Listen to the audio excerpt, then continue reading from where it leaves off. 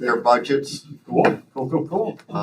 SIG is online, All right. and Cole has decided he has volunteered to go last, Let's go. and Chip apparently has decided to go first. Oh, I have? Yeah. Cool. My streak's broken. You come up. This is important. I've never gone first. I'm always the last person. So let's go. Nikki. Nikki. I see that she was doing something there, but her mic thing turned off. I think she's there. I'm here. Yep, thank you, Nikki. All right, Nikki, are we going to be showing the budgets, sharing them on screen, or how are we going to do this? Dan, are you able to put them on the screen? Absolutely. Well, everybody has a printed copy in front of them, so, I mean, unless you're gonna use a pointer, we're probably okay. Oh, you're gonna be the pointer, Chip? If I need you tell me to point to. He's old school, right? Yeah, we've been working on that. All right, what page is Chip on? 23 and 17. 17. The rec center, I think 17 is the pool. Okay, well, Recreation. mine goes from 2 to 18. Oh, the one. The small number is 23. Okay, The big okay. number is 17. Yeah, okay. Thank you. All right, let's go with 17.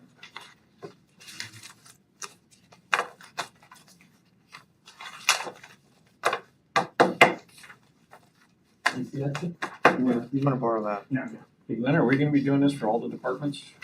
Just going through everything and having. Yeah, I mean, Have I everybody. thought, one of the questions that came up during the last work session was the discussion of implementing credit cards and everything else. So I've let Chip start with that, what the plans are. Yeah, so probably would just implement a system similar to what the museum's operating on, just a simple square system. I think you close out the day's receipts at 4:00 in the afternoon, and then I'll have to get a little bit more information on Cheryl, how they're doing it, but I know Amy set it up and it seems to be successful and it seems to be easy to use and have not a high overhead for fees, so that seems to be the most prudent way to at least start.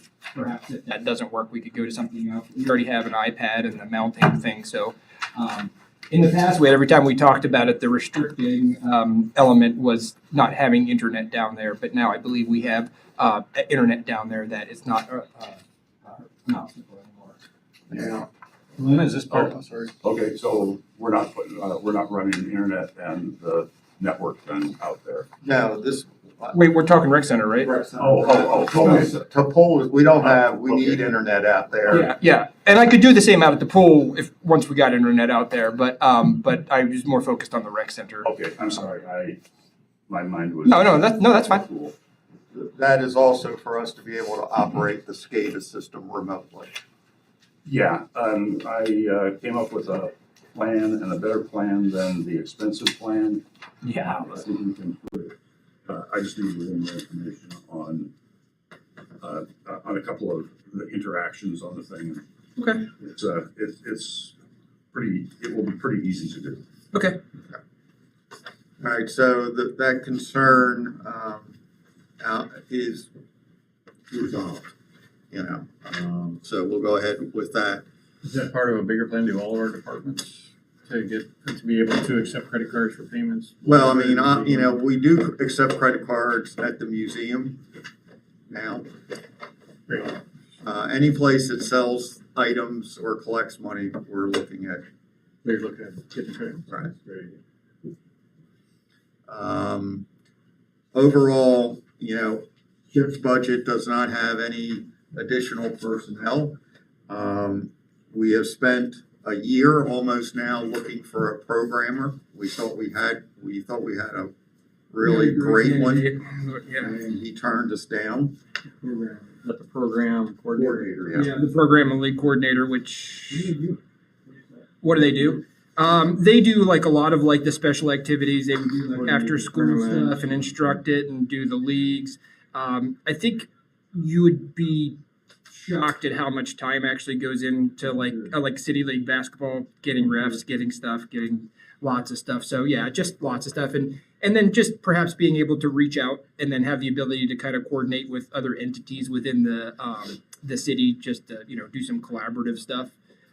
Back in the day when we used to have one, there used to be like a coalition that had some people from Quirk, some people from the Park Service, that all had like kind of a similar mission to do stuff for the community, and it kind of fizzled out. But yeah, Is that a new, because it doesn't look like it was budgeted, at least prior to 2023. no.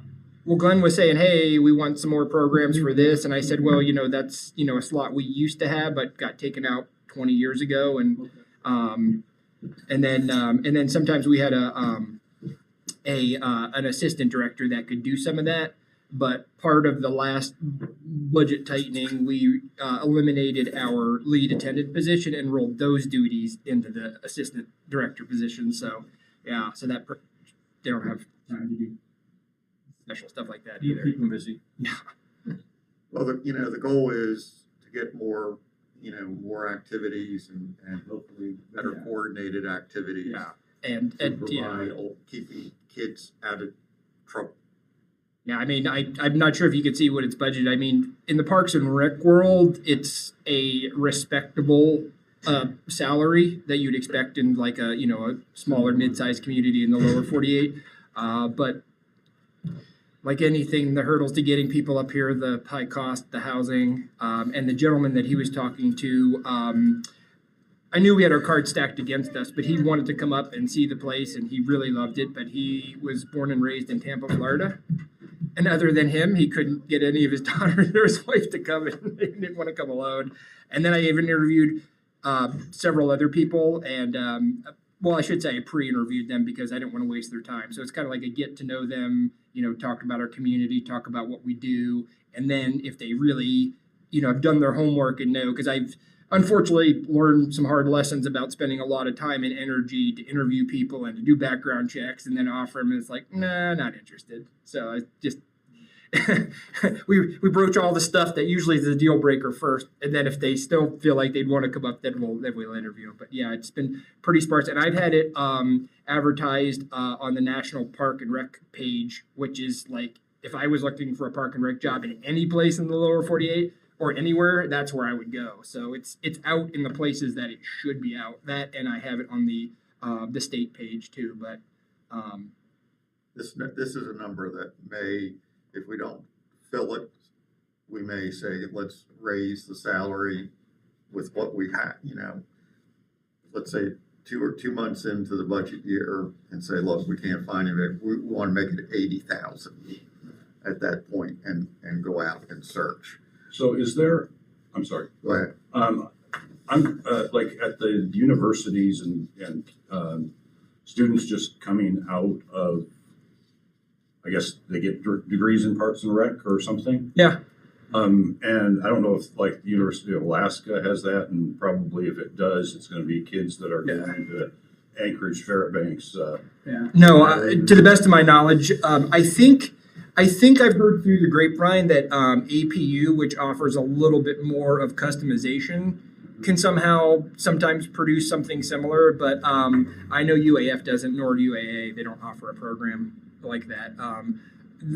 A lot of the states that really do offer that is in the Midwest, like Indiana, Wisconsin. Those places are the places that produce a lot of the Parks and Rec people, especially at the admin level. They actually offer the higher level masters and doctoral programs. Yeah, I didn't know if outreach to a school somewhere might be. Yeah, well, trust me, when I go to the national conference, that's one of the main reasons I go. I mean, I literally walk around with a side of my backpack that says, "I have a job, talk to me." and there's like a young professional. I go to the icebreakers there and try to recruit not only just for Nome but also for Alaska, because a lot of similar communities of our size are struggling to get staff.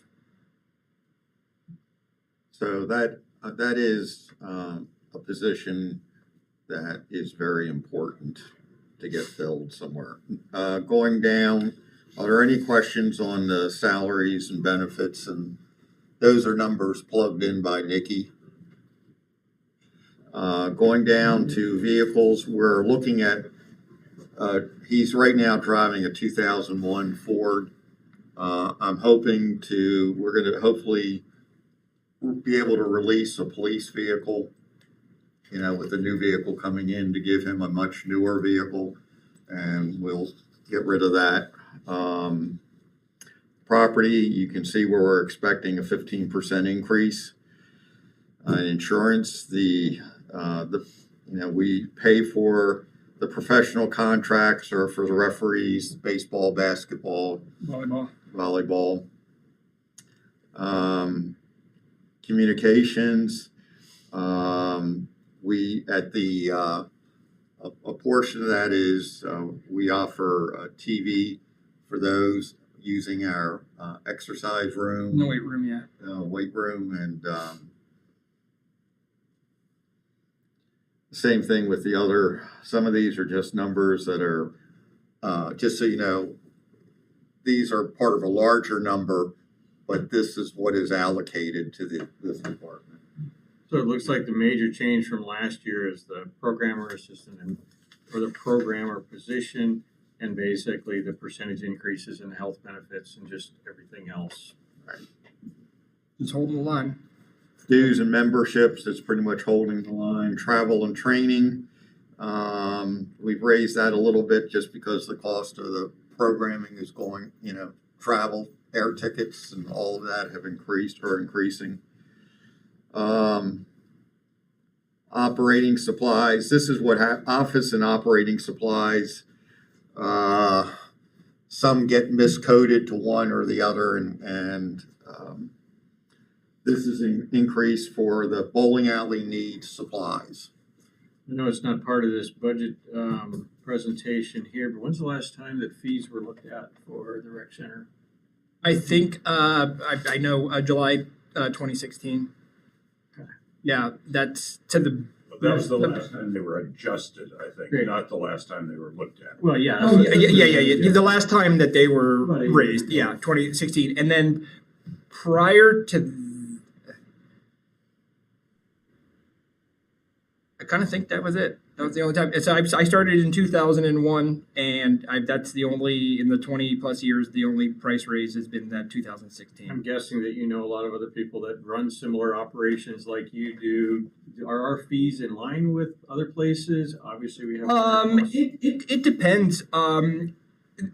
Not all Parks and Recs departments are funded the same. Like my old assistant manager that I had, he actually works in a place that has a park district. So when you pay your property tax, like 1% of your property tax automatically goes to Parks and Rec. And then they're independent of their city council, and they're overseen by a Parks and Rec advisory board that the city council appoints. And then they make their budget based on what their fees are. So it really all depends. Most places it's more, but sometimes you get a little more. And so it's really tough to say. In Alaska, it's really tough because, quite frankly, we're the only community of our size that has a facility like that we have. I mean, every other place has like a shared use agreement, or they have a teen center, or they have something. So based on what our cost of living is, our fees are probably a little low. But I mean, I also know that, that there's a lot of other things that are expensive too. So there's competition. So, but I also know some places that have a much higher tax rate, but then their citizens use their stuff for free. And it appears that, I can't remember what you call it, where the companies or the employers pay for the. Oh, yeah. I mean, I think there's way more revenue generated from those type of situations, the sponsorships or whatever. I would comfortably say that 70% of our users don't pay out of their own pocket Which for is a it. really good thing. Yeah. In fact, So if we did decide to raise fees, I'm not saying we're going to do that, but if we would, the majority of that would fall on the employers. yeah, absolutely. Probably would Yeah. It would be less of an impact. I'm not saying it Yeah. wouldn't be. Well, let me rephrase that. The majority of our admissions Yes. come from that, but the majority of like our private rentals obviously are public. So I wouldn't say like 70% of our revenue No, understand. from businesses, but I would say that the people the users, I would say probably 65 or 70. So no. And so that's 2016 is the last time that not only admissions have been adjusted. Everything, rental but also the fees. rental fees for the Yeah, facility. Yeah. So I mean, what's the cost to, heat, Right. electric, insurance? I'm sure they're not the same as 2016. I wish, but Chip is going through a review of his rates right now. I mean, all the rentals, not that we're looking at this is gonna drive a huge amount of revenue. It's not going to, no. But it's something that we need to recognize, to help contribute, to offset. We've done a lot in a lot of our buildings. Now, the rec center has not had as much major improvement. The only thing that the major improvement has been the kitchen. Yeah. The next major improvement is being tables and chairs, which we got a grant for. and all the tables are in right now. We were just unpacking them earlier today. The next thing we're working on is to add bleachers on the one wall that faces towards the bowling alley, instead of bringing down all those bleachers, which is a risk factor for our employees and everything else. Yeah. And Well, also, so that then space we're goes working- away because the next big project that we absolutely need is our heating redone and our HVAC. Quite frankly, it's embarrassing when we have public events like I did a rod or celebration of lives and our heat goes out. But there's a reason why our heat's going out. Our boilers are, well, we do have one new boiler that's online, but the other ones are pretty much factory original. So What 30. was the building? Both in the 80s. I was gonna say 82, 83 is the. Late 70s. I think that's when they got the money. Maybe it was Like late, 40, because 45 years old. it was in connection with when the bowling alley blew out in 1974. We got money for the replacement of that, and then the decision was put that onto. Because I thought the building was built in sections. The main area, which is the gym, and then Yeah. the other two wings were like added. Well, Because I guess the thing in the middle is one fire like shell. shell Yeah. or whatever, and then the additions on either side.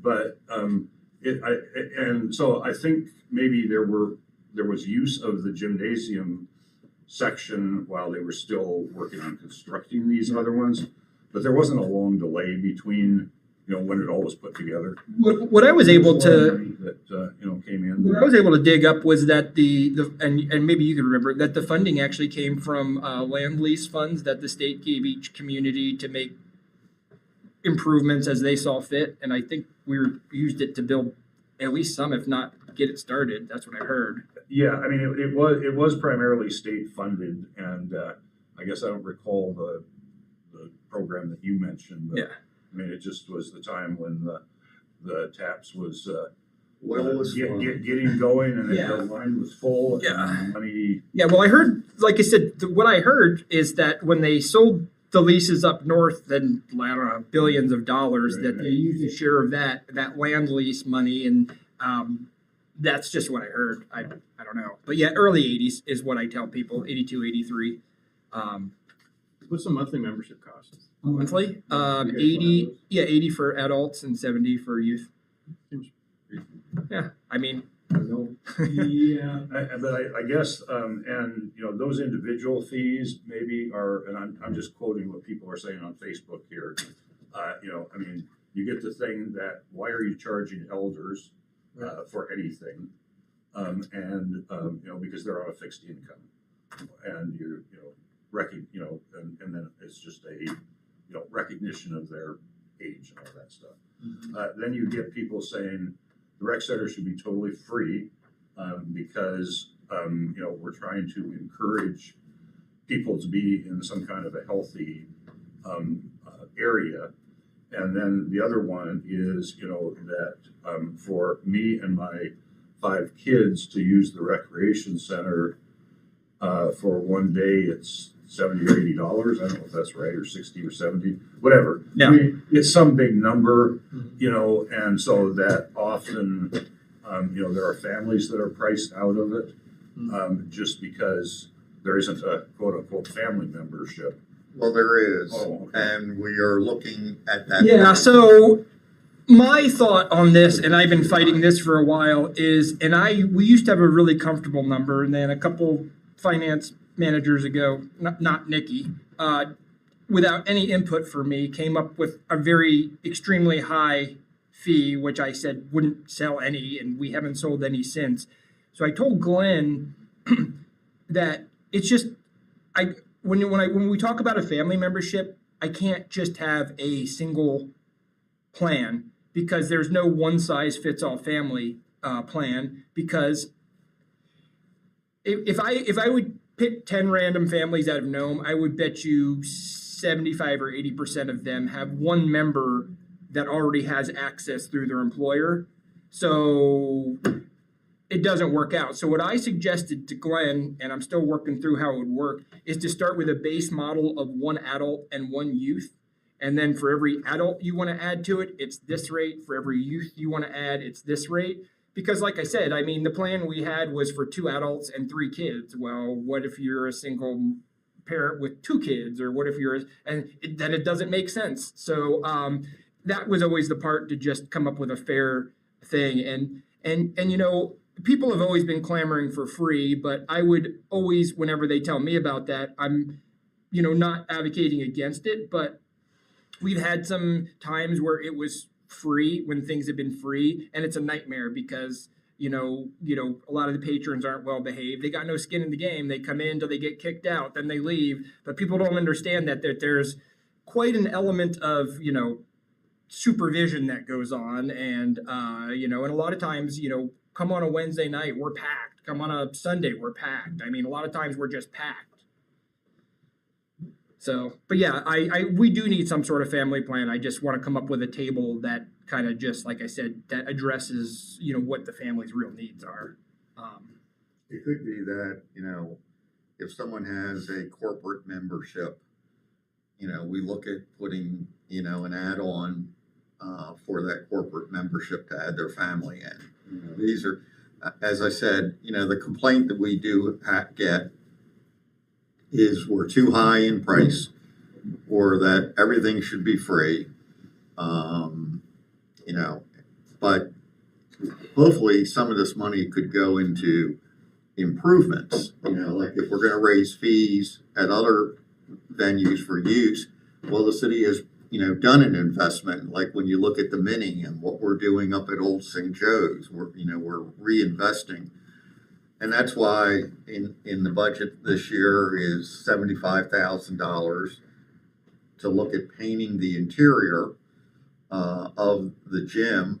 And that gets into political issues because we have 2 murals there, and, you know, That have woefully different color schemes than the floor. don't match the color schemes, you know, and I know that's going to, you know, we're trying to figure out how to navigate that sensitive issue, and I'm, you know, but the building is looking tired, and Well, it's you know, heavily used. I don't want to get into Yeah, no, it's into the capital expenditure that we're looking at really to start renovating the building, but you know, there's a lot of use when schools are closed.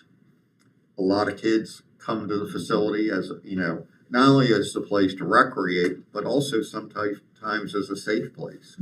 Refresh my memory, do we have money set aside for the heating and ventilation work? No. Rec Center? So that's gonna have to come out of the general fund. Any grant funds on the horizon that maybe we'd be able to? Nope. I mean, we're going to go and ask Rasmussen. We're going to go and ask the Denali Commission.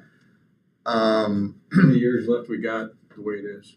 But we don't have an air handling system as it is. We should have done it before. Yeah, I would suspect we're about 5 years past when it should have been. What's the cost? Right now, the cost, and this just Just a rough number is at least $4.5 million. for heating and ventilation. Now, ventilation is 2.4 to 2.5, and we've already bought the boilers, because as you may recall, the boilers died. The main boiler died a year ago, 2 years ago, and then we bought the second one at the same time because the two boilers were gonna have to be put into the building. So we still gotta come up with $2.5 million or some less number to get this done. Right. Yeah, and the other part of it is refreshing, the locker rooms and saunas and those So types the of things. sauna issue is, But the critical issue is the Yeah. heating and ventilation. Yeah. Well, we don't have ventilation, so we're not in any type of The complaint with that, but the heating is, that's, Okay. yeah. Yeah. I mean, personally, I feel with the amount of energy and the amount of moisture that we should have an HVAC system in there just for the patrons' health. I mean, Replacing heating system is critical, job one. For the center. yes. Yeah. The job two, And that is about $2.5 million, you're saying? roughly 2.5 million. Okay, and when do we don't have, because we don't have the funding plan for it, we don't have a time frame to do it. Well, we have looked at going out and getting funding through community development block grant dollars. And what happens is we are not a disadvantaged community. Even though the community center serves not only Nome, but the greater region, we can't use the greater region So more than likely, we're gonna have to go to, basically fund it out of the taxpayer funds. or Okay. bond it. Right. One way or the other. Or find some corporate folks that, are what are they called?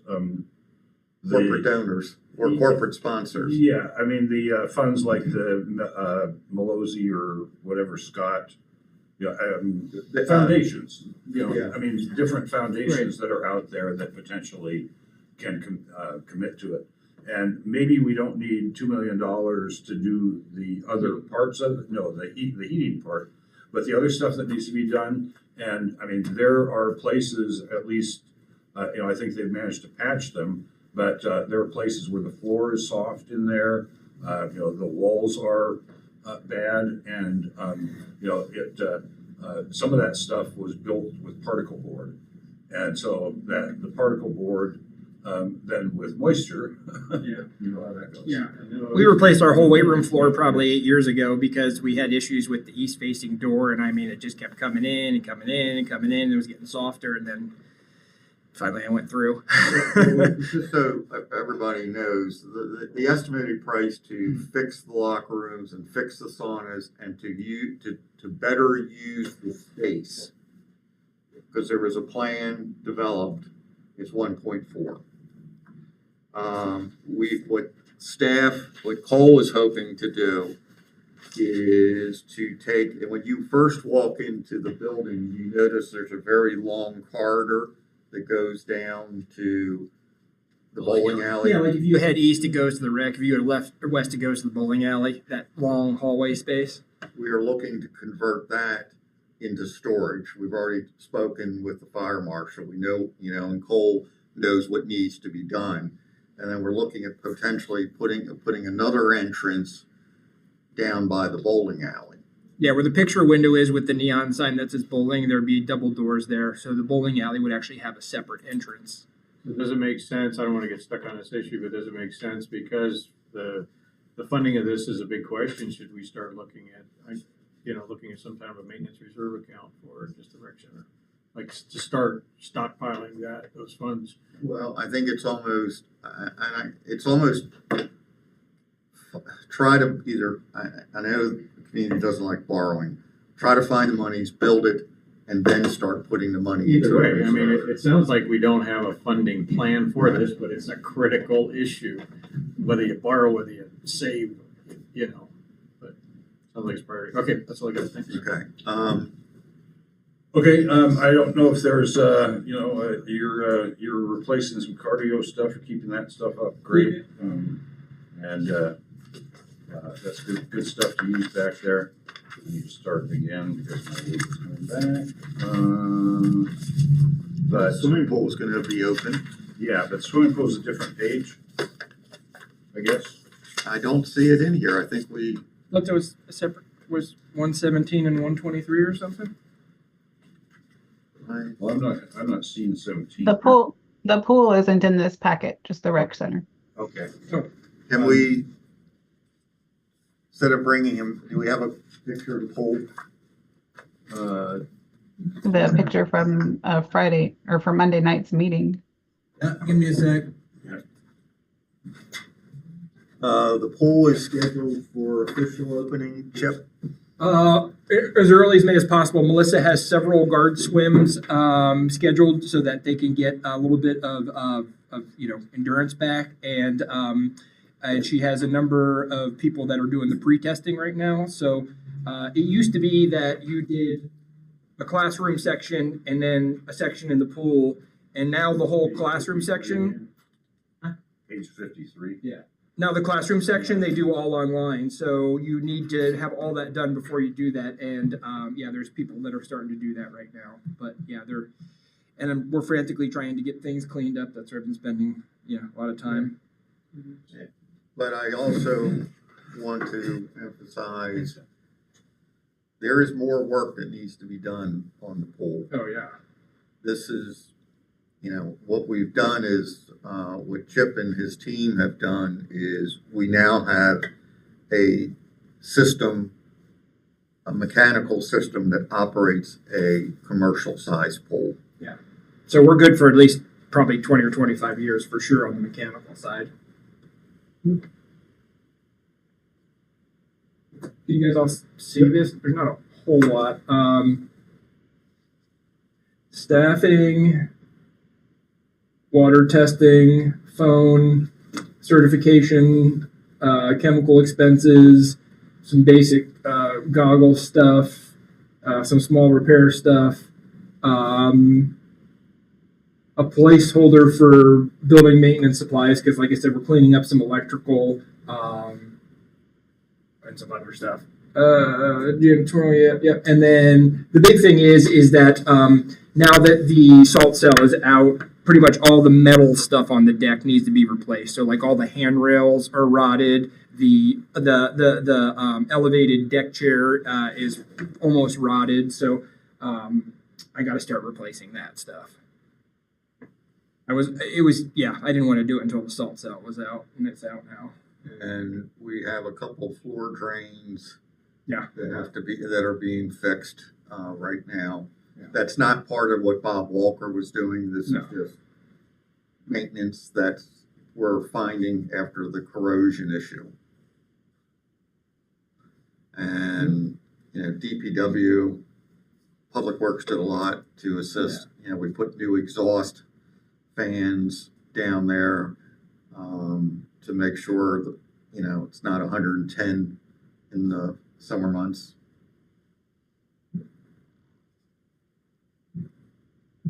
Okay. So the school is actually contributing the utilities to the operation, I guess? Not, We got utilities, it's not on there. Or zero? Yeah. Right. well, and this is one of the issues, the benefits for them. This should reduce their utility cost.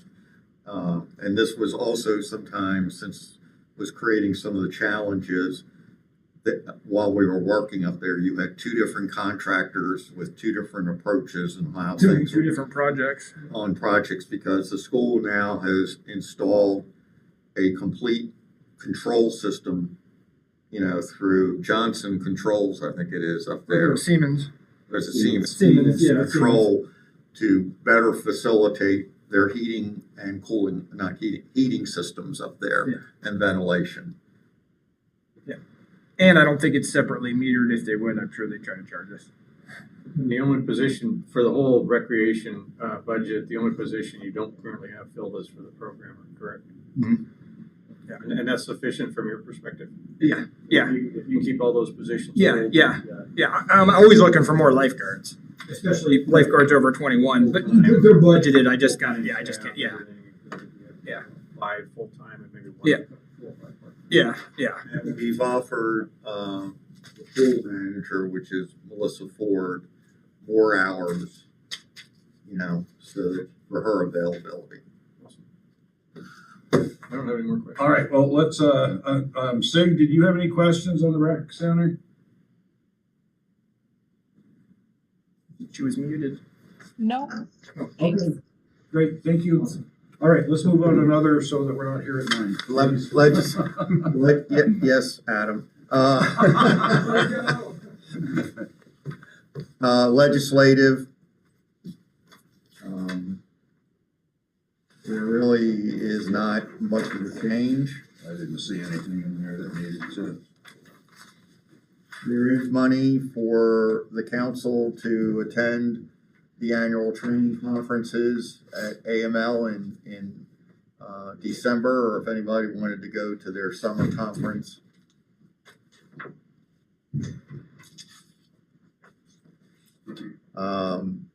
Let's go to police.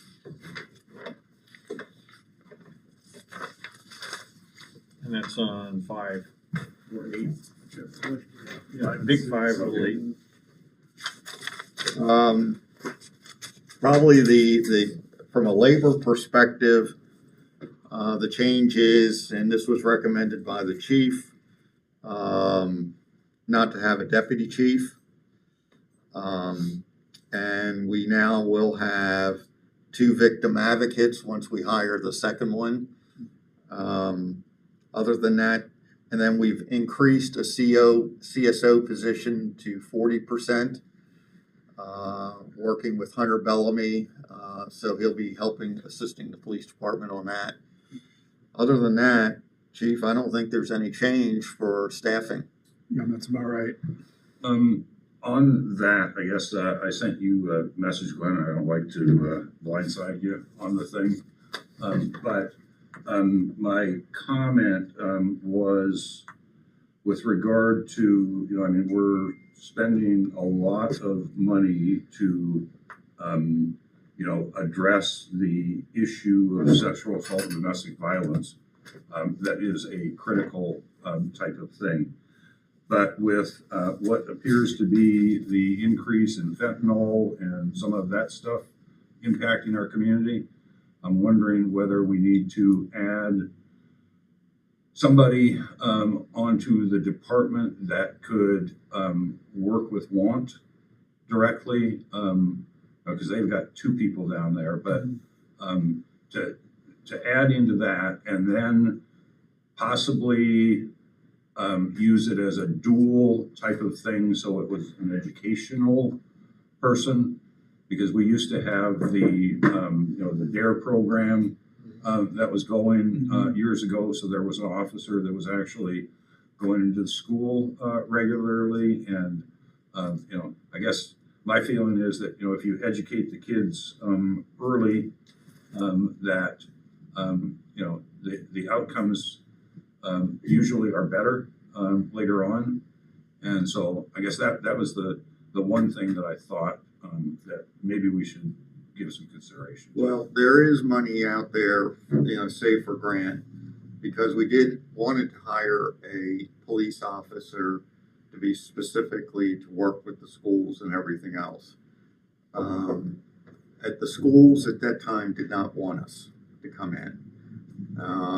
And we eventually released the funding. I think that's a conversation that needs to be held between the council and the school board. I mean, I think we all would like to see more police involvement in a positive way. We don't want it. One time we did have a police officer that apparently he was just arresting people all the time. And that's not what we would like. I would not like to see. And I know that both former Chief Heinzelman did not want to see. We do have interaction up there at times. On a, when we have a child that has one child in particular has had a lot of problems, and we have a good relationship with that child through. Are you having any recent conversations with the superintendent about it? Well, when you saw yourselves when the principals came down here. We haven't had recent conversations. I think we're more than open to have those, and there would be some funding to go out and We could probably get grant funding. Grant funding. The school was open to the idea. Yeah, and that was only a small part of. I mean, that was an add-on to what I was suggesting. Right, and I agree completely. Like the Just Say No program Right. is kind of an intersection between law enforcement and Yeah. ethics and morality. And, you know, you kind of make drugs immoral when the state police, you know, have these types of programs that I think pay dividends down the road. You know, I would like to see something like that. I think that's always a great idea. The hospital also does a lot of involvement with substance use education. And you know, as Glenn was alluding to, we just, the administration, the school administration is taking a very hostile approach toward law enforcement and how we interact with their students. And, you know, it's why we don't have an SRO. And so it has been difficult for us to kind of make some inroads. We do have Sergeant Barry does have a good rapport there with the principals and school staff, but it's those, you know, up in the higher up positions that really have a negative opinion of MPD and really don't want us there. Well, yeah, I mean, I think we should still investigate and see whether they're interested in that, but I guess I'm more on, you know, doing some, I don't know if the word is interdiction or whatever, the fancy term, in working, you know, with other organizations, law enforcement organizations, Right. to see if we can't curb. So some of the this state does have a pretty robust drug interdiction team for the region. I think they're usually kind of able to intercept before it comes into Nome. We just had 200 fentanyl pills. It was Sabunga that was probably going to come this way that the state was able to intercept. But yeah, I think fostering a relationship, a better relationship to do that would be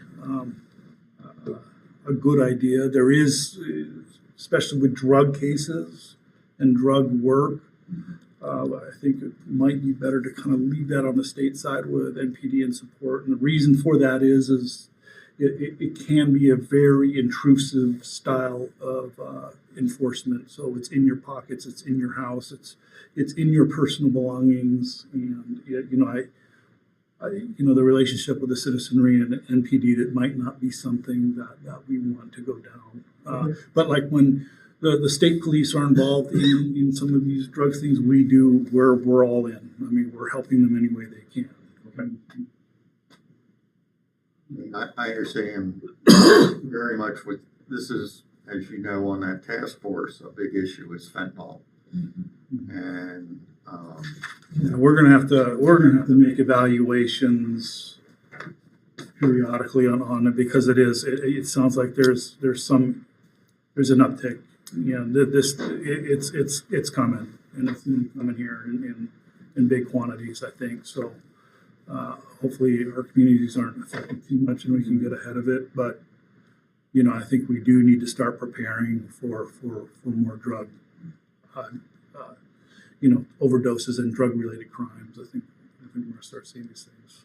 And I guess suggestion or concern that has been raised too is that, you know, I mean, most recently there was quote unquote a bad batch that came into town, and that you know, I mean, whether it was the police department or the ambulance department knew of some of them, and then there were many more that were going right to the ER. And so, you know, how do you get that word out to people? I mean, people are going to be using regardless. And, you know, I mean, if we've got credible information available that there's a problem, I mean, I think it behooves us, you know, I mean, we should be figuring out how to get a warning out. And our guys were doing that. Yeah. And, they're always in contact with these people, and we're telling them, like, listen, you know, wait a little bit before you go use them, because we're having some of these issues. And whether or not that worked or not, I don't know. But that information is getting out. We're making sure, because we're in contact with basically the users quite a bit. And so, you know, I think maybe it worked, maybe it didn't. I don't know. But Okay, well, sorry to throw this out here. I should have just worked through the chain and got back to you on it, but I guess just a couple of the concerns. And if there's a way that, I mean, it sounds like many of them are, people just need information that they're actually, these things are being taken care of already, and that there are resources. You said Norton Sound does this. Do you know if Norton Sound interacts through that education kind of deal with the schools? Norton Sound has a behavioral health services department. That's where I previously worked. Right. And there's a lot of work that they They have a do. lot of grant Yes. funding that is specifically for prevention activities and education. SAPTA in particular is a substance use training and prevention grant funding by the government. So they're already working with the schools The then. school system, when they were here, you may have missed No. it, actually did say they were, trying to, work with this issue. I think that was during the discussion of vaping. And the hospital does have a Narcan that they do put out. MPD does the same too. So if there are concerns of family members that might have someone in their life that they're worried about overdosing, we will make sure that they will have Narcan. So NPD then really doesn't do drug arrest too often at all. Well, it's, And I understand the whole PR situation, yeah, it's just the thing is it's more than just a PR situation. It's just since I've been here, I haven't seen a whole lot of it. And I've come across it maybe once or twice. And I think the wave is coming. So I don't think we've really had a bad drug problem. I think the minors would bring stuff up like methamphetamines was kind of a seasonal thing that was mostly exchanged between themselves. But I think, China's producing fentanyl, huge batches. It's getting very inexpensive. The flow and networks to get this drug into the United States and beyond is starting to get well established. And I think we're going to be having a different conversation maybe next year. Well, that's just sort of take the other side of the argument. Wouldn't that mean then maybe we should start focusing some resources? Yeah, I mean, I'm always, very, very interested. Because I don't know what the states, Yeah. every time you hear about the state, they don't have state manpower. They're short, the troopers, everybody, that's Yeah. why so many of these state positions. Well, they do have a dedicated, a drug officer here, and we have worked with him. And if we do have drug information, we are relaying that to them. Okay. And like we said, it's, we kind of let them kind of do the lead because a lot of these fingers from drugs go outside of Nome. And so it's, you want to catch it. Sure. You want to catch it, before it gets here. And that's what they can do. They've got the resources. They've got the resources. Our expertise. Exactly. So, but we always work with them. We have a great relationship with them. If they need us, we're available. And but depending how things go, we may find ourselves having to also start to seriously involve ourselves in products here. I hope that's not the case because, I've been in a town where that's, and it just ruins a place, so. The police department is going to be, let's say, out at West Beach, which has been a problem. The signs pretty much survived this year. We're going to be looking at potentially more signage, but I've asked the chief to make sure that we are doing active enforcement out there from as soon as we see someone. It's been on the banner of our website that there is no camping out there, which is what happens. And also they're not allowed to leave their equipment up all the time. They have to remove it each night. How far do city limits go? About 2 miles? Couple miles. It's About 2 miles up West Beach? It's past the airport, or past the end of the runway. Look at where Dredge 6 is. Out there? It's pretty much in that area. Oh, it's beyond that. It's actually extends beyond, about a half mile beyond the end of the runway. If you went down West Beach, you'd see there's a cabin that's like half on, half off the bluff. Right. It's another half mile beyond that. Then we got a vehicle, an ATV or something. Yes. Yeah, we do. And so as soon as we can get out there, the intent is to, last year we had the problem where once these guys kind of get entrenched, the concern was there was a lot of firearms, a lot of anti-government sentiment amongst these miners, and the removal of these guys just kind of felt like, you know, we're going to be finding ourselves in a gunfight here, and you know, what's the governmental interest here? You know, they're just, so we're going to try and keep them from getting established right now. We have the banner up, and we'll get some flyers up so we can give these flyers to guys who are starting to set up and just say, you know, here's the ordinances. We're getting calls right now, and we're telling them what you did out there before you can't do. That's right. Yeah, on the map you can see purple line, city limits. Oh, okay. Yeah. Right at the edge of it. Okay, well, I mean, the other stuff is kind of just standard and operating things. Is there anything specifically, Chief, that you? No, I mean, unfortunately, I don't really have any empirical knowledge on why these numbers are here. These are kind of established, you know, from that chief and maybe even chiefs, and it seems to have worked for them. So hopefully, it works for me. You know, next year we'll take an evaluation to see how we're spending money. And Well, let me give a couple highlights. okay. He was involved in the budgeting. We are adding 4 new tabletop computers. The big issue is on training, and the chief and I talked about that, and he felt instead of sending as many people as we were sending out to do a training based here and online, to, you know, because in all fairness, he is very fiscally minded. We are adding a new police vehicle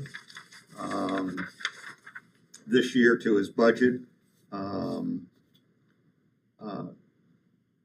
We also are continuing to replace uniform and ballistic vest. When I first got here, the ballistic vests, most of them were outdated by 5 years. They all now have updated ballistic vests. Chief feels he has enough ammunition stored, and you know, even though we at times have challenges getting ammunition. Ammunition is, you know, that's going to be a big question. You know, it seems like the everybody's kind of gearing up for war, and so all the ammunition companies are producing ammo for government contracts. So civilian stuff is hard to come by. It's getting hard to come by. So I don't know how long that will last, but I think we've got enough to get us by for a while. And the big change also is in his utilities, because they now will be paying 100% of the utilities for the public safety building, where a portion of them was damaged. You know, so Have we decided what we're going to use those bays for? what I have recommended for the short term is that we park some of our police vehicles. You know, if I had my druthers, and I've got a capital list we're developing, I would have more covered garages to store our equipment in than leaving them exposed to the elements all the time. I've got some cool ideas too. Remember what I said here? Penny's down here. Yeah, I'm talking to Cole. We'll give me some numbers here. I'll try to sell it to go here. The mayor and I have another idea. Is that enough people then, you think? What's listed there? And I know you're probably new to the. Yeah, so as far as the staffing goes, officers, I'm trying to see. So, you know, obviously cost-wise, you want to run as effectively as possible. You don't want to have too many officers. You know, right now, I think we're going forward pretty well. I'm pretty happy with our staffing. I would we have 2 openings. I'm curious to see how our investigator is handling his caseload. I would be interested in maybe getting a second investigator, depending upon whether or not one of these officers that we currently have decides to move here. And so right now I have 3 officers potentially interested in moving to Nome. And, that would be just a huge boon for the department to have that. Like going back to what John was saying, when you can have 2 investigators, these guys can start not just being reactive to calls, they can go out and start, like doing drug interdiction or doing, starting to stop crimes before they happen. And so we'll see how that goes. But right now, I think we're managing our call loads well. Our big issue that we have is dispatch as always. It's always, I don't know that there's ever going to be a fix for it. We're trying to limit the number of dispatchers that we have in the dispatch center at the same time. We've run 2, at times 3 dispatchers in there. I can't see a need for more than 1. But at the same time, everybody can only work part-time or this day or that day, and it's just trying to get these holes filled is difficult. So it's really the timing, the shift work, that's the big challenge in recruiting and retention first. Yeah, and just, a lot of the dispatchers we get are very unreliable. I mean, they call out all the time, and it's, you try to balance, well. Is it a pay issue? I don't know. I don't know how much, if we increase the pay, I mean, ultimately, I would like to see a dispatcher being paid more, having less dispatchers, but having more, Less turnover. yeah, and being more reliable and consistent. The consistency with our dispatchers is just one of the hard parts. Someone calls in sick, now you got to pay someone to come in and do overtime or double time. And it's just, the costs add up in that way. So This is going to be discussed with the union because we have also discovered some abuse where people call out at the last minute, then we have to call somebody in, and we see some tag teaming on that. And that, HR is looking at that. But I will say that this used to be considered an entry-level position into the city, and I think it has to be looked at differently. With maybe some pay adjustments. But didn't we adjust them not as much as the police people when there was a 16% or something? They went up 8. They went up 8. So That was part of the entire union, yeah, okay. agreement. But working with the previous chief and working with Will, we've been trying to evaluate the system up there. We have a supervisor up there that is shared with the port, but he ultimately, from a career standpoint, wants to stay with the port more long term. So it's really finding the right person to supervise, and Alex has done a very good job, but Alex will tell you it's pretty stressful. it's not. I mean, dispatch work is stressful, it's difficult work, especially for a supervisor. So Regarding all the paperwork and things that have to be done. we talked quite a bit about police officers and where they live and the rotating versus living here. And I think, I'm assuming most, if not all your officers are rotating Yeah. out of here. Has the police department adapted to that? That seems to be, kind of the trend, the future. It sounds like from what I've heard, many other, especially rural departments in Alaska have employed that approach. That's kind of the model now. Yeah. Is it working?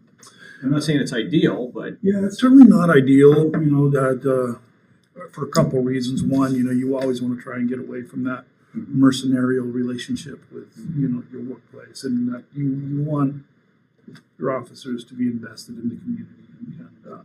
And so there is that aspect. And the other aspect is, you you really, rather than having a department of, say 8 officers, you really have a department of 4 officers. And, they're just rotating. And so you're kind of working with a limited staff. I think, you're doing okay.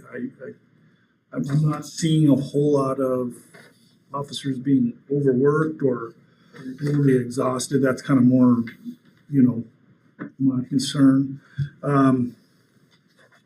The other issue that you always worry about is, when you hire officers, you're not just hiring for their ability to do the job. You also have to look, can they live in a small apartment with these other folks, and you might say, hey, this guy looks good on paper, but he's got some personal issues that I'd love to hire him otherwise, but I just don't think he's going to fit in well. And so these guys have to be with each other. They work 12 hours a day with each other and home with each other, and they do that for 2 weeks. And that's by the end of the 2 weeks, they're smoked. I mean, they're I would tired. assume we're competing with other rural Alaska departments, Kotzebue, Bear, whatever. Yeah, well, Are we? we're kind of the gold standard for Western Alaska right now. So, everybody's In terms looking of- at us. Yeah. So, We're one of the top picks yeah, for somebody looking to do that. yeah, kind of- exactly. That's all I've got. Oh, accreditation. Do we have any, I think with Harrison leaving, is that gonna change anything? Are we still moving forward with? We're still moving forward. Timeframe. Yeah, so Austin Martino is our corporal. He's been promoted to this admin sergeant spot. He's going to assume that position. He's going to look at To take on the take on accreditation. that and the admin positions. And then we also have Paul Costo, who's able to take up a lot of that. So we'll do, we'll make sure we get through. Do we have still, what was the time frame on there when we finally, October. October of this year? We're still on track for that? I talked with the city solicitor, Sam Severin, who is working with Gray, and, that is where a lot of stuff is right now, between them and reformatting things and making sure everything is correct.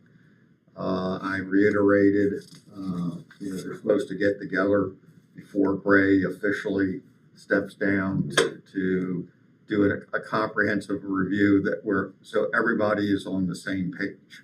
Because getting this accreditation done is something that we've literally promised the community. Quite a few years now. No, well, it was going to be a 3-year process to get accredited.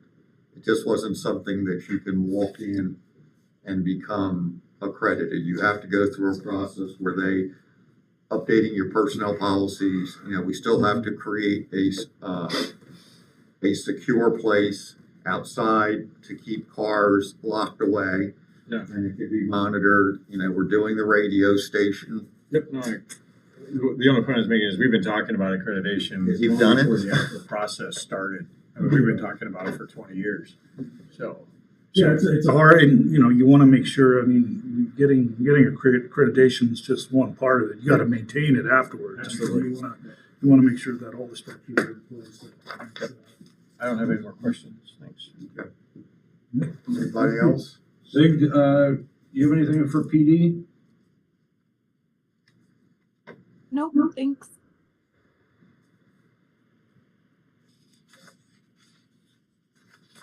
I'm gonna take that as a no and can always come back to it. You try again, Sig?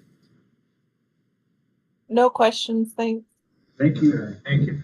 Thanks, Let's bring up the person who is spread entirely through the budget, and that's Public Works.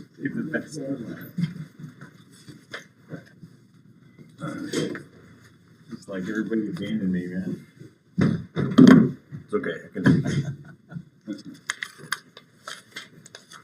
Okay, page 13, page 7. Is that where we're at? Public works salaries. This is building. Yes, the Public Works, and just so you know, some of his salary is spread over other, is allocated to other departments. So his salary here is 50%.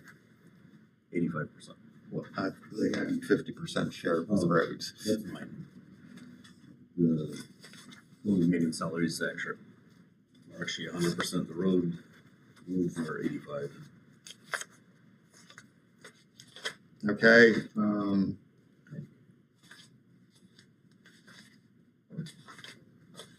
we've added a, it's not, this is not in the road. Seven, big 8.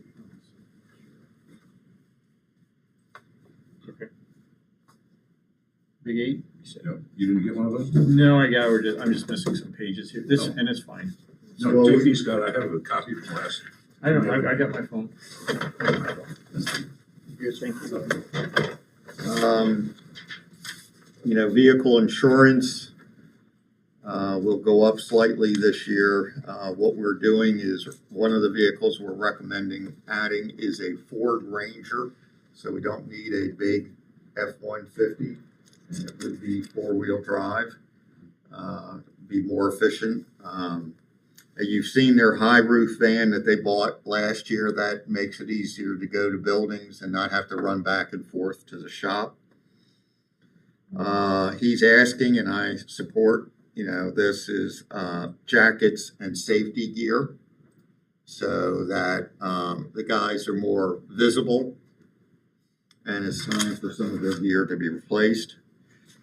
The big thing, obviously, this department is the Public Works building, which we're discussing with John Blees on how we're going to go approach the repairs. And one of the things is to repair the interior of the shell and then redesign the interior, that it's more functional than what it was.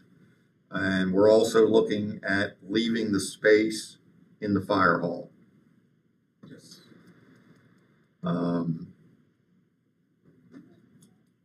Leaving the space, like staying there or going away? Going away. Right now, we're using a small portion of the fire hall for my office, and we're looking at taking the second floor and making that the break room, the locker room, the janitorial supply closet, and the office. Back to the way it used to be. Yeah. And so that I'm no longer 100 feet away from when my guys come into work. And also, you know, a lot of junk had accumulated in that building, but it also, the space, you know, what you look at, and because it was added on piecemeal as they needed, this is an opportunity to go and revisit it. The other thing is, we're going to be looking at doing looking at the electric system in there, because that's been added to over the years. He has $8,000 in there to buy additional wood shop tools. Some of that will be maybe covered in the insurance reimbursement, but a lot of machinery was destroyed, and we do have a $100,000 deductible on that building. So is this repair then anticipated to be by force account, by contract? It will most likely be contract, Okay. at least for the sheetrock and insulation to get the shell done. Mudding and the taping. Because one of the problems that helped this fire was the second floor. It appeared to be never mudded and taped. So it was able to go right up between the sheetrock and burn the beams. Third floor, excuse me. Wow. So, and then what's it, a year till next summer maybe to get this? When are we going to be able to be back in it fully? We're still butting heads with insurance on, they put together a price of what it's going to take to fix the building, but what they haven't come to terms with is how much it costs to clean the building, demo the building, all the stuff that was lost, the lists of tools and the lists of books and the lists of. Right. We're also going to be taking on the third floor, creating a room where we will store records. And what we want to do is put an extinguishing system in there that takes the oxygen right out of the air. That's something we don't have budgeted. But you see the three connexes across the street. That has clerk's records, that has museum stuff, and it has library. And once the weather gets a little bit better, Dan will be out there with some of his team. Marguerite will be out there after June, and Cheryl will be out there. Just don't pull a Bill Garton. What did he do? Oh, he doesn't know him. I haven't informed him. He just went in and threw stuff away without making sure it followed how you reduce, what you're allowed to throw away. It just was thrown. There's a retention schedule. Yes. And just give me a shout. We'll bring a dump truck over. Don't worry about it. You have an incinerator, right? Right. Well, unfortunately, that was back before digital things, and some of those things that got thrown away just were not replaceable. Yeah. And I don't know if the retention record was followed back then. No, I don't think that was either. So. All right. If you're ready to go next, I would say go to St. Joseph's Church. Yeah, basically in Public Works, there's no real major changes from the previous year. We're just maintaining. St. Joseph's Church. We want to improve the audio visual in there. We want to put a nice projector, because we're getting a lot more use of the screen in there and better sound. The other thing is we've got money in there to paint the exterior. I'm a little worried. We're starting to see some peeling. It looks like of some of the wood at the bottom. That building has not been painted for, no, it's not that long. I think it's 15. It was done in 2012, maybe. That sounds about right. Yeah, I think somewhere around there, 2010, 2012. The interior has not been repainted, and that's another different issue. Cole has put in Toyo heaters, which has been saving us a good amount of money. Other than that, it's pretty much the change. Moving on to the mini, unless there's questions, we have the two TVs been installed? Yes. We now have the two TVs closer to what would be the back of the building that we were asking for putting another set of TVs. Those TVs are up now, so that it allows for better visual presentation.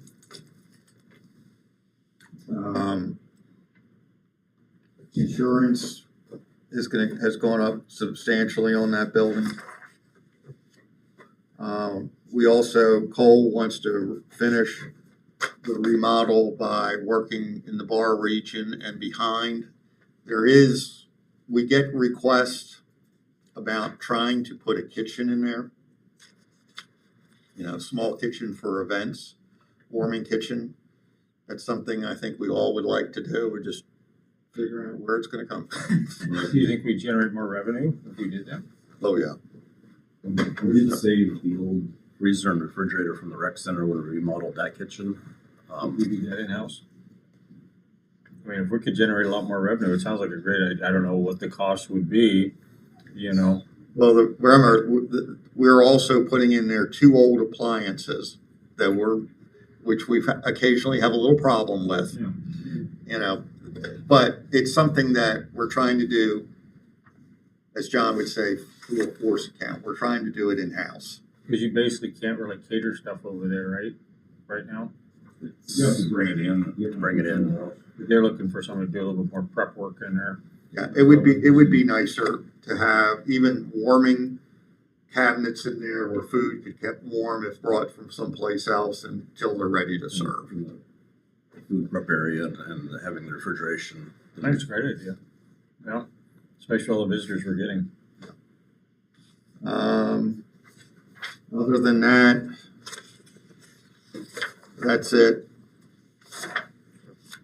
Public Works building is the building that, you know, we are still dealing with temporary storage.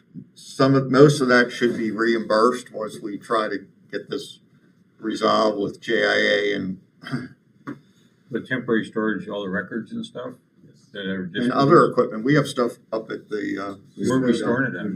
We have 2 connexes at the PD, one for the library, one for the museum. We've got 3 at the snow dump building, which is our stuff from the 3rd floor. We have 3 more in our yard across from the building, which are parts and supplies from the 1st floor. And then we have the 3 across the street. So all these costs are for rental of Connex? Yes. Oh, that's how I was going. We're trying to figure out what the 30,000 was for, if it's all on us, but. now we are buying some Connexes. We're shipping up, Cole's shipping up a lot of 4.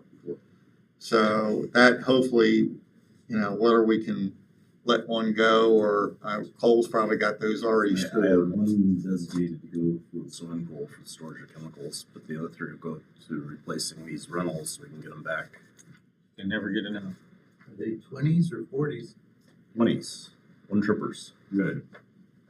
No, it's pretty much, you know, I mean, like when you get calcium or some of those things, you buy a Connex down there for $1,500 or whatever, or 2,000. I don't know. I mean, it used to be. Maybe They're it's pretty a little- spendy now. New Are they? ones are They're running well. I'm getting close to new 10. ones not used, so they're about 3,400, Okay, yeah, I guess I can see That's that. cheap. which is doing all right.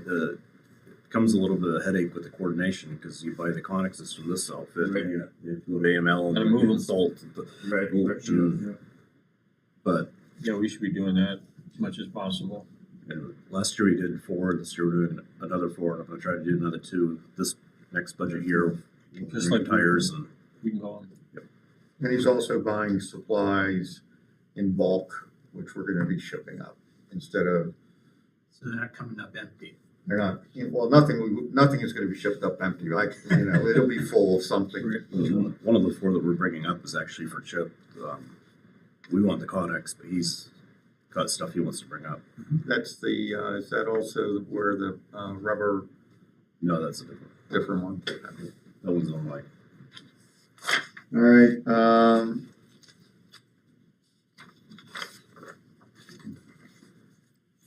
Senior Citizens Building, which is page 11. Anything big there. So how does that work with was it Nome Community Center? We give it to them. So we're providing, because I see we're paying all the utilities, we just give it to them and they provide the service. That is our in-kind contribution. Plus, we provide maintenance.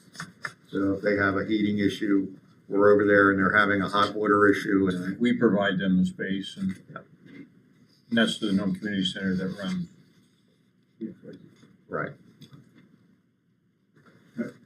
But it's our building. Right. Yeah, I just didn't know if we leased it or not. Landfill.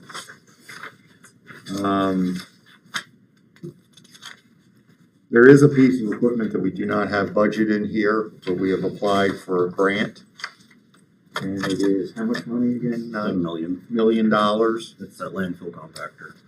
Is that the one with the big metal wheels? Yeah. It's basically a See that? loader frame with has a sheep's foot wheels and then Oh, a sheep's dozer foot. blade. They're that expensive. That includes a loader too, right? How much was that? They're about $1 million.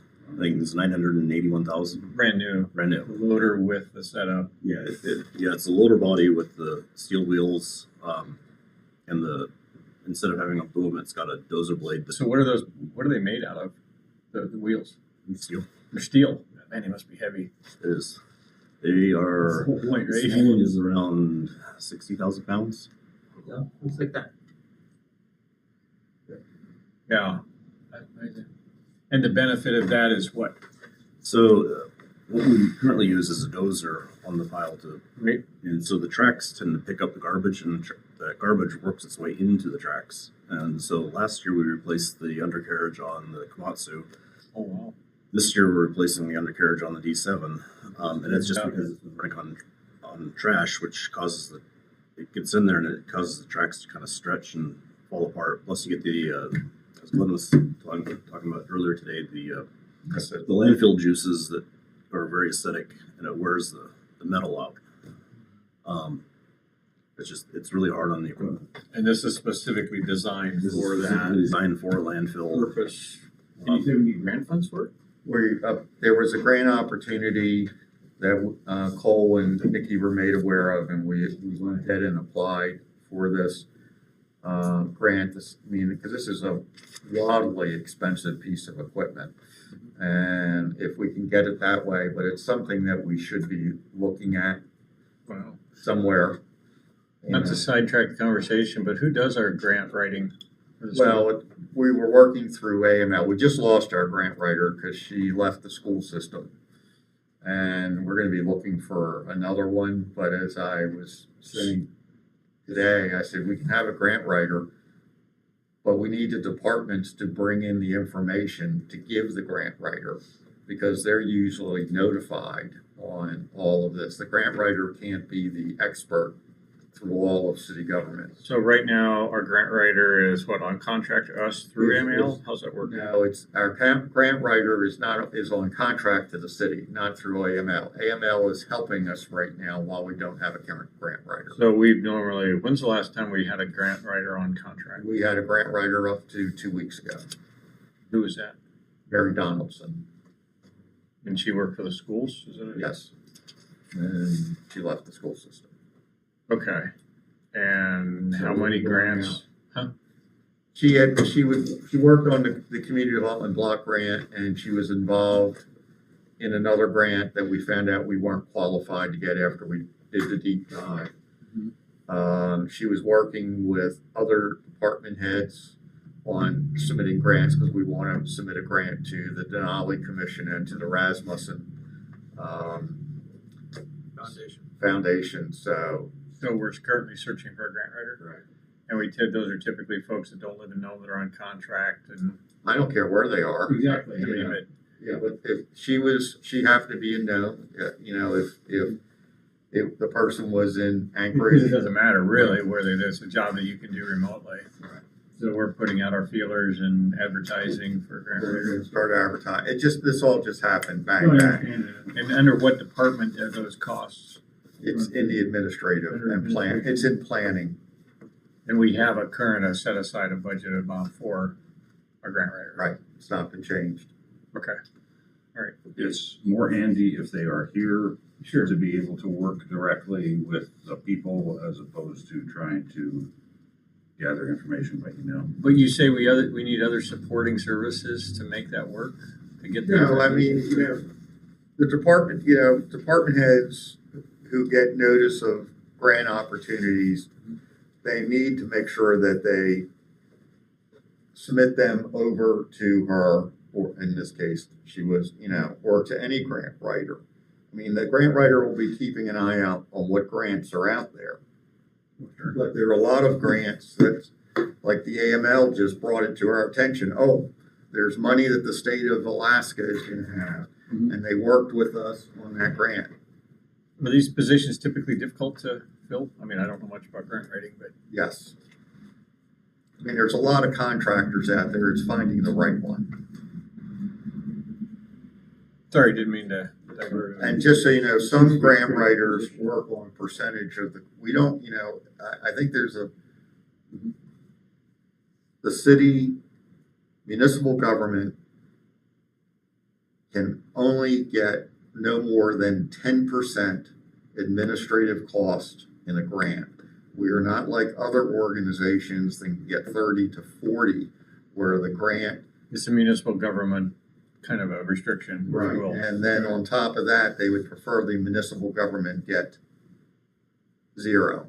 you know, I mean, I'm not sure that's realistic, but, so if we get 10%, so what you're saying is a lot of grant writers work on a percentage, on a commission basis? Well, they can't afford to work on a percentage basis when they work for a city, Because we can only give 10%. at most. Well, and that's if we give away all our administrative costs as well. We could do it, we just have to fund internally Right. the administrative I mean, costs. that is not an unusual thing for somebody to work on a percentage and.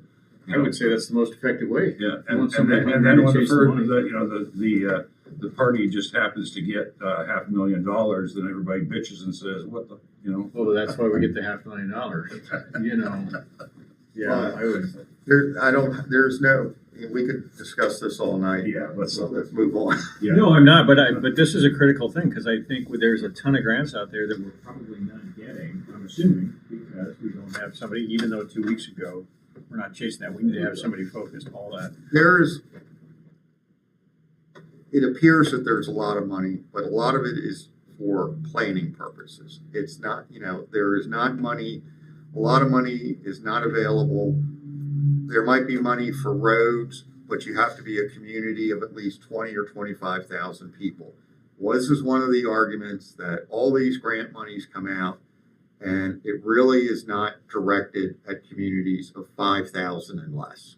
But about a year ago, when we were talking about doing grant writer, I was looking at grants for litter control with the monofill. Thinking, we got monofill, litter controls, anti-pollution. This ought to be an easy grant to find. And I spent a full day looking for grants, and I found 0. Now, I will say that we are partnering right now with NEC because they have planning grant money to address the east side drainage. And that is just starting. But they have to get a grant. They have to update their plans, I think, from 2014 to resubmit. And we are working with NEC and Bristol Engineering to update those plans because there is more money available through the tribal organizations than is available to the municipal government. And NEC has taken that lead, just like, we're working with them on the intersections. There are things going on. Again, and I don't want to belabor the point, but I look at grant writers very similar to our legislative lobbyists. If we don't have somebody chasing this money, we're bound to be missing opportunities. I'm not arguing, and I don't need to carry this on, but I really would like us to get a grant writer on, whether it's on contract, whether it's commission or not, to make sure we're not missing any opportunities. That's it. It's a priority. It is. Thanks. Okay, anything at the landfill other than that big ass piece of equipment you want? No, you hear yet? Big ass equipment, line 37. One good thing that I had on there is the tire replacement. We put 40,000 on there, which is what we have at the landfill is it's 966F, which uses the standard loader tires. Out there, he tends to pick up a lot of nails. He catches loose pieces of metal and whatnot. And so what we've done in the past is taken our used tires from town and taken them out there. What I'm hoping to do is actually finding a good quarry tire that can withstand the abuse rather than have the labor involved with changing them out or patching them. So that's why that line item for vehicle equipment and parts is so high. And that should be a 10-year item. They really don't wear out. They don't put that many miles on the loader. It's just, they don't. If you're running over. Standard tire just doesn't work. Tell me again what we grind these tires up for and what do we do with them? Well, these tires don't get ground up. No, I know, but Tire We shredders. use the the- shredder. I saw in some. The shreddings from that get used for winter cover before we have snow. So the 10,000 tires that we ground up the 1 year formed a pile that would fit in this room easily. It was pathetically small after everything got ground up, but it allowed us to use it for cover on the garbage at the start of the season before we had enough snow to actually use snow for cover. So I thought we were just grinding it up to save space, It is. but But we're also using it to cover the trash Yes. till the snow comes. Yes. And what's the purpose of covering it with? So it doesn't blow away. So it doesn't blow away. Okay, so let's keep it, okay. Next. And the, that's, be nice, Cameron. They use those, tires in playgrounds too in different places. That's what I thought. You can't use just any tire for the playgrounds because the radial wires. Didn't we do it out here once? We use It's, recycled tires as mulch, and in fact, that's one of the things I'm bringing up this spring. But it can't be a radial tire, so it can't just use any tire. It has to be. So do we still do that? Do we still spread it at the playground there? Yeah, St. Joe's? St. Joe's, and we have 10,000 allocated to do Icy View playground this year. So we still use it besides covering it in the trash, right? Well, it's different tires. It's different tires. Different tires, Scott. All right. Okay, You're talking cemetery. about two separate tires. Cemetery. I think we're moving fast on here, and yell if you want in, please. Okay. Thank you. Did you anything that we've already just bypassed? Was there anything you had on any of that you could think of? Anything on tires?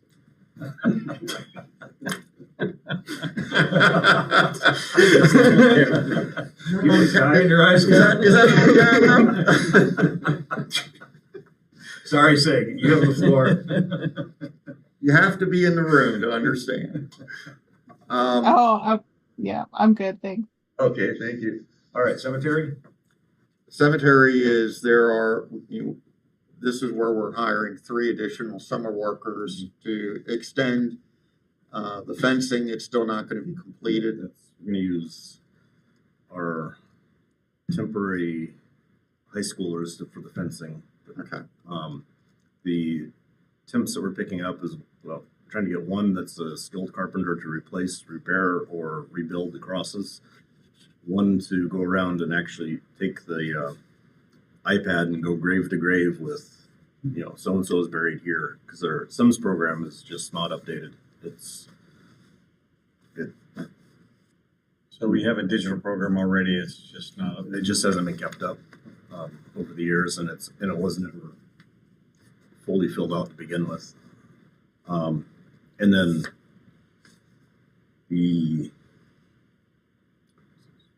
We have cover. and then Paul, our normal Tim, for doing the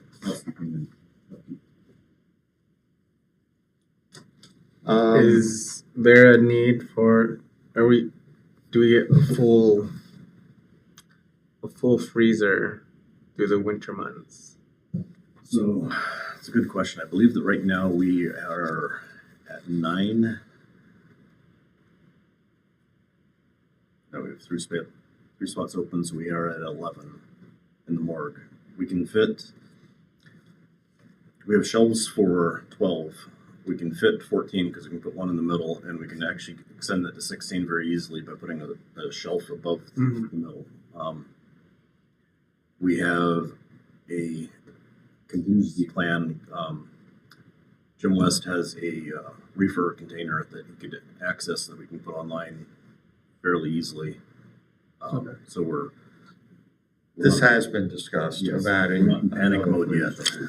Because we are seeing, unfortunately, more elders passing each year, and it's starting to tax the system. And that's we've been back and forth. It's either this year or maybe another year or two. I know that one winter we were full. 3 of the last 4 years we were at capacity at the end of the season. The year that Richard died, we were at 14 in the freezer, and we had to bury 3 on the first day we could, and we had 2 more go in that day. I would assume that there's grants for that.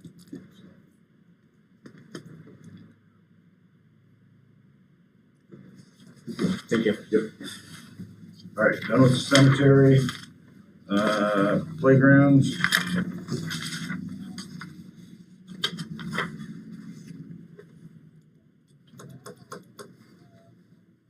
in here is the Iditarod Arch. It has to be done this year. Cole is not guaranteeing it can be moved another year.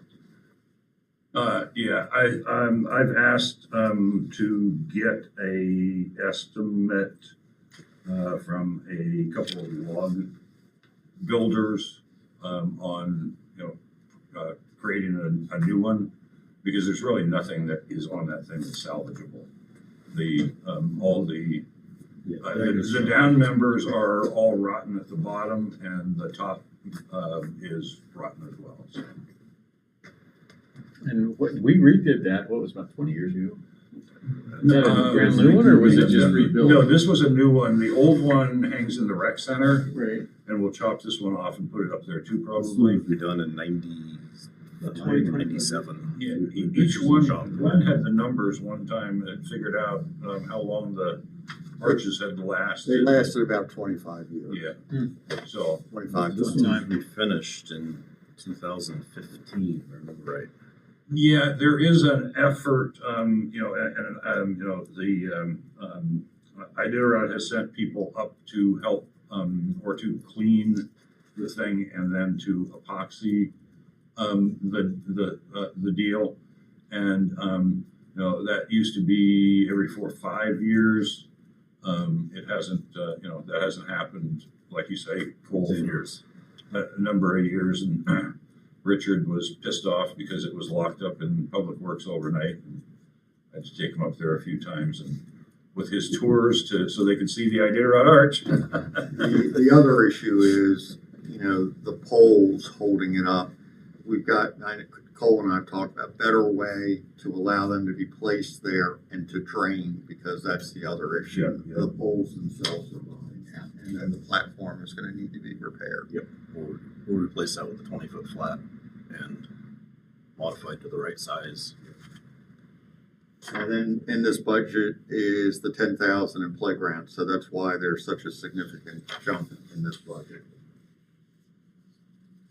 Road maintenance. Now that you got your extra guy, 15,986. 15,986 truckloads of snow. of snow. That's a record. Yes. So 16,000 was when you round. so, and that represents 1,500 gallons of water. Each truckload. Just out of curiosity, do we typically on most snow removal days, do we have more, I see a lot of contractor trucks. I assume we have a lot more contractor trucks working when you have, I don't know, what is it, 5 or 6 dump trucks for every snow blower? Depending on how busy we are doing, we'll pull 4 trucks from Q Trucking with 3 from Stampede. Sometimes Chuck Fagerstrom, sometimes not. And then we got a couple of cities. We'll also bring in BOT to help with the. It's primarily contractor trucks and not city owned. Yeah, we only have 2 trucks that we can haul snow with. Okay. So the system works pretty good. And it does put money back in the city and keeps people busy, so. So is the city mechanic position filled? Yes. It's T. Green Johnson. Okay. And is that working a lot better than trying to contract? Yeah. It is. Responsive. This Just kid new. is talented.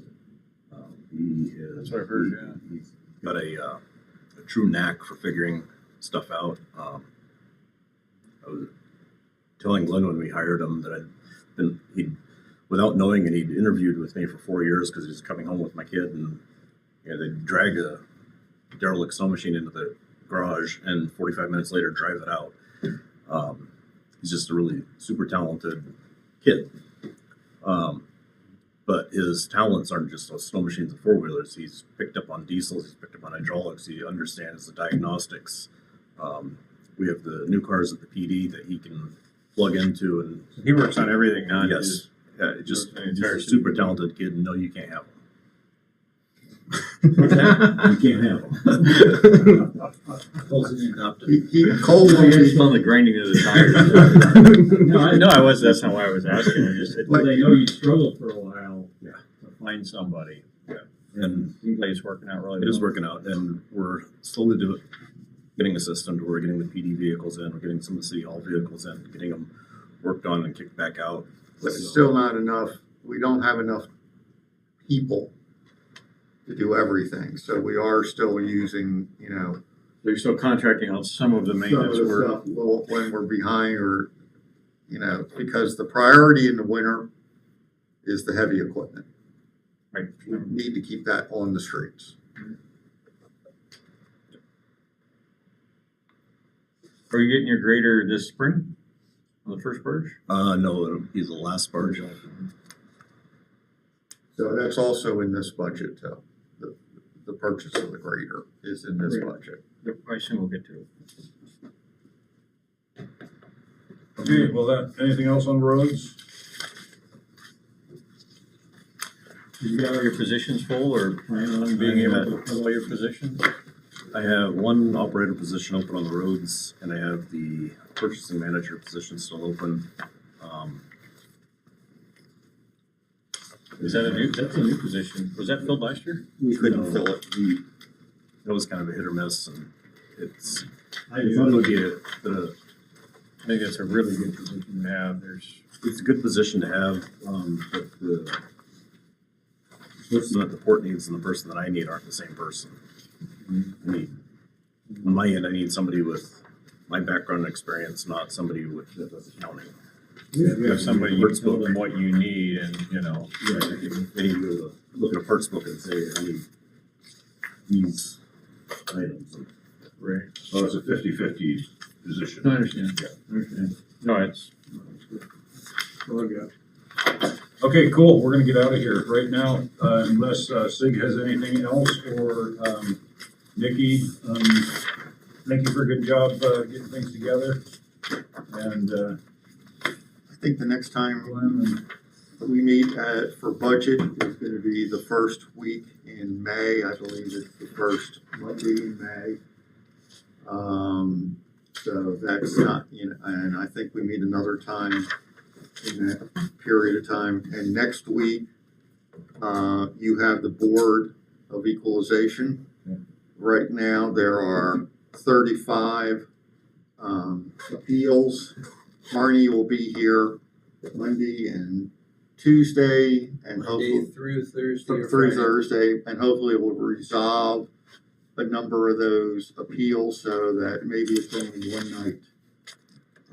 And our plans were, just so you know, is that the hospital has 6 appeals, but we were going to schedule the individual appeals first. When is this? Not this week, but May 1st, May 1st. 5:30 p.m. first day of. So tentatively, first and second. Depending First for on. sure. And on the 29th is the public hearing on the downtown rezoning plan, and that is at Old Single. 7.